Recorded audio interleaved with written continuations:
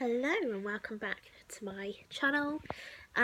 Today's video vlog is about Christmas, and I'm going to give you five of my top tips for the Christmas season and for helping you to get through if you are on the spectrum yourself, or if you're watching this and you have a loved one on the spectrum, because Christmas for me can be really tricky to navigate through, because I'm not at work and over the Christmas season, and therefore I'm out of routine. I have a lack of structure and it just blows my mind every time. So tip number one is plenty of self-care. This can reduce sensory overload and obviously prevent meltdowns.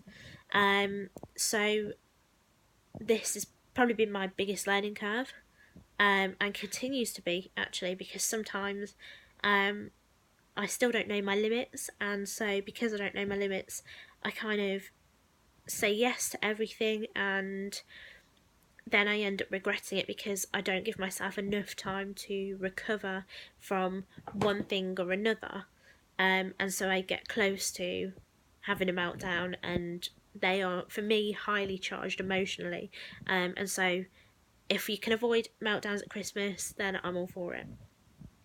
Tip number two is understand when we open our Christmas presents that our faces might not convey how we actually feel, and that doesn't mean that we're disappointed. It doesn't mean that we don't like the present. It just means that our face just can't tell you how we feel. And I think that's another good tip to bear in mind, because obviously Christmas is that it's the element of having all your family around, opening presents individually, but everybody's looking at you when you open the present to see how you're going to react. And my top tip would just be, don't make a big thing of the reaction when your loved one opens your present, because you will see what your present means to them when they're using it, or whatever, like later in the day. Number three, this is quite another big one, I think, for me anyway. It would be, don't pressurise a loved one to try something new. Obviously it's Christmas. It can be really overwhelming anyway for lots of people on the spectrum, and with Christmas comes new foods, new flavours, new textures, new smells, and it can be a real overwhelming experience. So don't force your loved one to try something new, because it can lead to a meltdown.